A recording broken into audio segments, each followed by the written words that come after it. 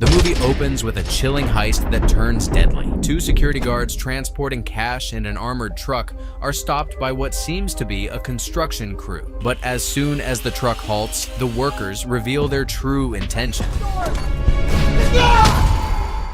pulling out guns and explosives to rob the truck. Both guards are killed, along with several bystanders caught in the crossfire. The tragedy sends shockwaves through Fortico's security, forcing the company to tighten its protocols in an attempt to prevent another such incident. Fast forward 5 months, and a new recruit named Patrick Hill joins Fortico as a security guard. During his orientation, his boss, Terry, brings up the devastating heist, But just so you know, we lost a couple of guards a while back. and bluntly tells Patrick that the culprits are still at large. With this grim backdrop, Patrick is warned to stay alert and follow every rule to the letter. Patrick, quickly nicknamed H, starts his training under the guidance of a seasoned guard called Bullet. I'm gonna call you H, if that's okay. They call me Bullet. But his performance is less than stellar. He barely scrapes by on the qualification tests, scoring just the minimum 70% required. During firearm practice, his shots scatter far from the target, and while practicing truck maneuvers, he backs into a stack of crates. Despite the rocky start, H presses on, determined to prove himself. In the locker room, Bullet introduces H to the team. The group immediately sizes him up, and it's clear he's the new kid on the block. Sweet Boy, a brash and sharp-tongued guard, doesn't take kindly to H's humor and starts a verbal sparring match. He looks like he could handle a cock. Yeah, small hands. Makes me very popular. You look good. Meanwhile, Dana, the sole female guard on the team, seems intrigued by the quiet newcomer. The rest of the crew, including Sticky John, who is bitter about H taking his spot, greet him with thinly veiled sarcasm. On his first shift, H rides along with Bullet and Sweet Boy as they make routine cash pickups. Before they hit the road, Bullet sets the tone, warning H that in this job they're predators, not prey. Do you have any idea how dangerous this job can be? Some idea, yeah. No, you have no idea. During the drive, Sweet Boy gets chatty, sharing a grim twist of fate. He reveals that he was originally scheduled to be driving the truck attacked 5 months ago, but had called in sick that day. His alibi? He was staying at his mother's house, a fact that saved him from both suspicion and the deadly ambush. Sick. All holes. The first collection goes without a hitch. Back at the depot, H gets a glimpse of the high-security setup. Heavy gates, metal detectors, and a sharp-eyed Sticky John guarding the entrance. At the end of the day, the guards remove their ID badges and place them on a board, a subtle yet important routine. The team heads out to a local bar to unwind, and Bullet invites H to join. Before leaving, H lingers for a moment, discreetly inspecting the ID badges of his new colleagues. At the bar, the team relaxes over drinks and a game of pool, but the mood sours when the guards prod Sticky John to pick a fight with H, blaming him for taking his job. H handles the confrontation with calm precision, effortlessly putting Sticky John in his place. To everyone's surprise, he then hands John some cash, telling him to buy himself a drink and cool off. Embarrassed but unwilling to escalate further, Sticky John slinks away. Bullet watches the exchange, amused, and sarcastically dubs H a social wizard. Things take a dramatic turn during one of their next shifts. Bullet steps out to retrieve a small $10,000 pickup, but doesn't return. Sweet Boy's attempts to contact him over the radio are met with silence. Bullet, unless you found some beautiful blue-eyed Latino boy, you should be back by now. Until a chilling voice crackles through the line. Robbers have taken Bullet hostage. If you want to see your girlfriend again, you'll do exactly as I say. Sweet Boy panics, urging H to drive back to the depot. I have to call this. No. They don't want his 10 grand. They don't want his 10 grand. The money's in the truck. We have $2.5 million in here. If we take it away. Rationalizing that the robbers will release Bullet since the money isn't worth killing over. But H stands his ground, firmly declaring that they're not leaving without their colleague. His quiet confidence convinces Sweet Boy to stay, and they follow the robbers' instructions. The truck is directed to a desolate area. When they arrive, a masked robber steps out of a vehicle, dragging Bullet with a gun pressed against his head. Another robber barks orders for H and Sweet Boy to throw the cash into the trunk. The boy panics, warning H that the robbers will kill them all if he doesn't follow their orders. Ignoring him, H calmly heads to the back of the truck and begins throwing the bags of money out one by one. However, he deliberately tosses one bag off to the side onto the ground. One of the robbers, noticing this, sternly warns H not to try any tricks. Now listen up, boy. I said throw the money in the fucking flatbed. Meanwhile, the boy continues to plead with H to comply, growing more frantic with each passing second. As one of the robbers steps out to retrieve the misplaced bag, H seizes the moment. With precision and speed, he shoots the robber, quickly followed by the one holding Bullet. A fierce shootout ensues with the remaining attackers. Despite their efforts, one robber manages to escape. Determined to pursue him, H leaves Bullet and the boy behind and follows the fleeing man into an abandoned warehouse. Inside, H corners the robber in no time. He demands to know who sent him, but instead of answering, the robber hurls insults taunting him. Remaining unfazed, H knocks the man out cold. Shortly after, Bullet and the boy catch up to him. With a mix of sarcasm and calm, H asks the boy if he's still feeling confident, subtly mocking his earlier bravado about handling robbers. Bullet and the boy, still reeling from the chaos, barely manage a response. H turns his attention to the masked bodies of the dead robbers. He removes their masks one by one, hoping to find someone he recognizes, but none of them are the person he's been seeking. Later, 2 FBI agents arrive on the scene to investigate. They interrogate H about his remarkable accuracy during the shootout, pointing out the stark contrast with his unimpressive shooting test results on record. H coolly explains that adrenaline and a life-or-death situation sharpened his focus, allowing him to act with precision. The agents show him surveillance footage of a man shooting 3 victims during a previous heist and ask if he recognizes anyone. H studies the pixelated image, but denies knowing the person. In private, the agents report back to their superior FBI agent King, disclosing their suspicion that H might be the man they've been tracking for 25 years. King dismisses their concerns, remarking that H is just a painter who can draw whatever he needs to cover his tracks. He orders his team to steer clear of H, suggesting they leave him alone. After the violent encounter, Terry recommends that H take a month off from field duty and attend mandatory psychoanalysis sessions as required by company protocol. However, the Fordico boss sees things differently. Believing that H's actions are good for the company's reputation, he decides to promote him instead.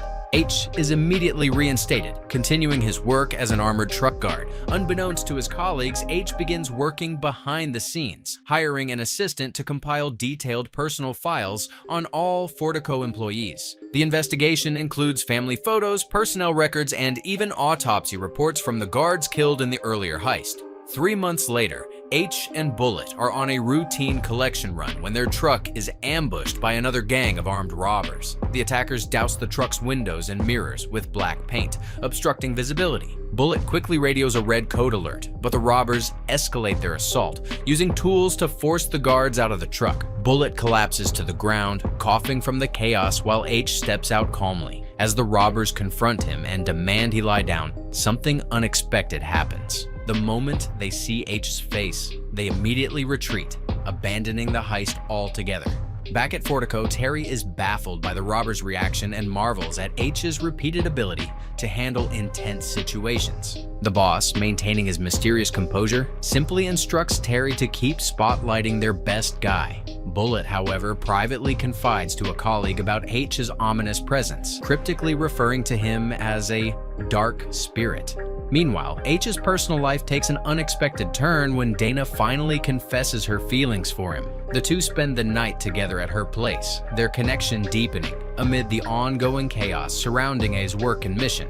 In the dead of night, H confronts Dana at gunpoint, his demeanor cold and calculated. He demands answers about the hidden money he found in her possession, suspecting she might be working as a courier or involved in something larger.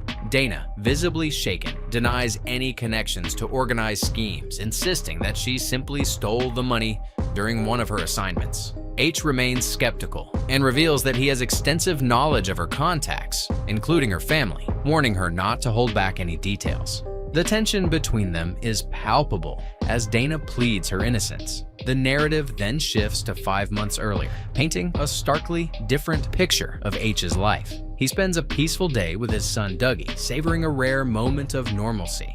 The tranquility is disrupted when Mike, one of H's associates, and unbeknownst to Dougie, a participant in a recent heist, calls with an urgent request. Mike explains that their plan has hit a snag, and one of their usual crew members can't make it to a critical location near H's position. The task seems simple: observe a Fortico truck as it leaves the gates and report whether it turns left or right. Reluctant to involve himself, H eventually agrees. On the way to the location, he notices a food truck parked near the gate and seizes the opportunity to disguise his true intentions. Claiming hunger, he parks the car and instructs Dougie to stay inside while he grabs some burritos. For 2 minutes, okay? Keep the doors locked. Don't go anywhere. From the food truck, H watches the Fortico vehicle turn right and relays the information to Mike. Tragically, just down the road, a different group of robbers disguised as construction workers ambushes the Fortico truck. Unknowingly, the robbery unfolds mere meters from where H has parked. One of the robbers, growing suspicious, spots Dougie in the car and orders him to get out. Panicked, Dougie calls for his father, but H, still distracted on the phone with Mike, doesn't hear him. Dougie obeys the robber's commands, stepping out and lying face down on the ground. But in a devastating twist, he turns his head at the worst moment, catching a glimpse of the robber removing their mask. The sight seals his fate. Without hesitation, the robber kills the guards, and moments later, Dougie, H, finally realizing what's happening, races back to his car, arriving just in time to see his son's murder.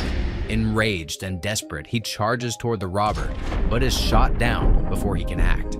When H regains consciousness 3 weeks later, he finds himself in a hospital bed, physically wounded and emotionally shattered. The crushing news of Dougie's death is relayed to him, and his grief is compounded by Dougie's mother, who blames him for their son's death.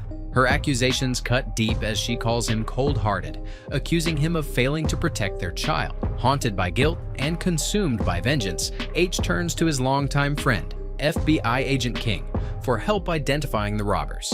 King, limited in his resources, provides H with a list of known criminals to investigate. Determined to find justice, H, along with Mike and their crew, launches a brutal campaign, hunting down and eliminating suspects across the city's criminal underworld. Despite their relentless efforts and a trail of bodies left behind, the real killer remains elusive. Realizing that their current methods aren't working, Mike proposes a change in strategy. H agrees and announces his temporary return to London. Before leaving, he instructs his assistant to create a false identity for him under the name Patrick Hill, complete with an impeccable yet fabricated security background. Armed with this new persona, H secures a position at Fortico Security, embedding himself within the company to uncover leads and track down the true culprits. In a parallel storyline set months earlier, 6 war veterans, disillusioned and struggling with financial hardships, come together under the leadership of their former sergeant, Jackson. United by a shared sense of frustration and desperation,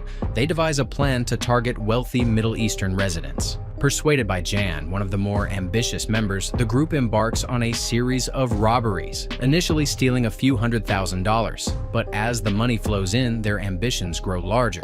While Jackson maintains authority over the group, Jan begins to see himself as an equal, or perhaps something more. Frustrated with the many intermediaries needed to convert stolen goods into cash, Jackson and his crew decide to simplify their operations by targeting armored trucks directly.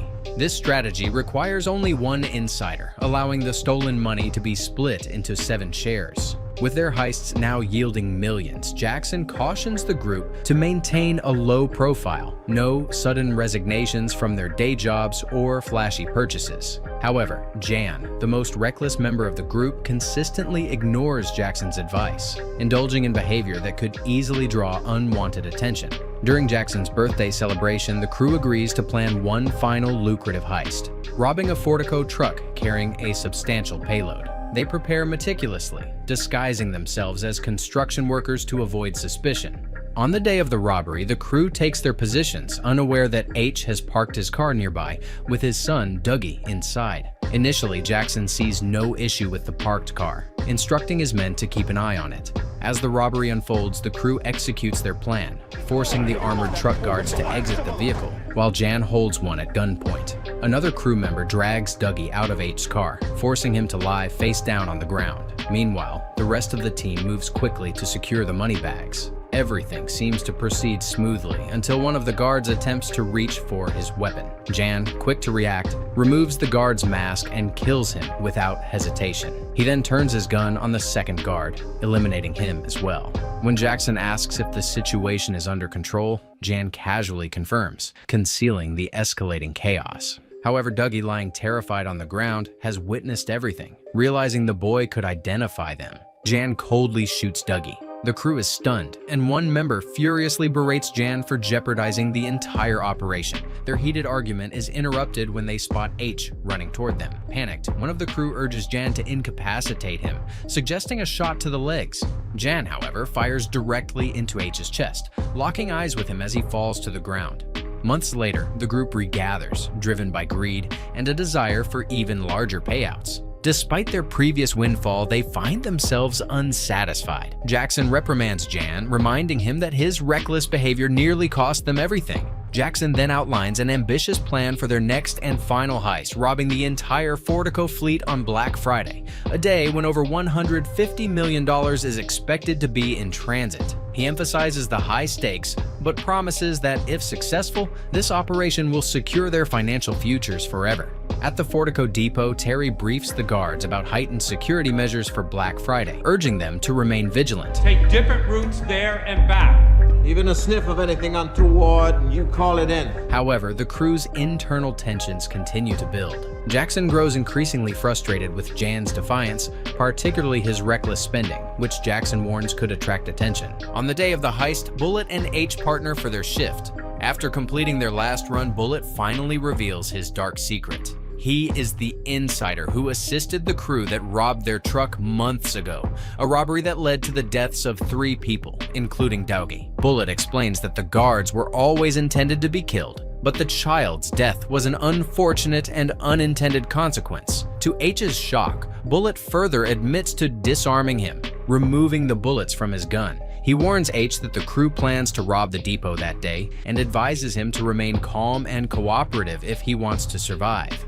As H processes this revelation, the enormity of the betrayal becomes clear, setting the stage for a dangerous confrontation. Bullet disables the truck's cameras and drives it to the depot, where Jackson and his crew are waiting. As they regroup, one of the crew members strikes H across the face, issuing a warning for him to cooperate during the heist.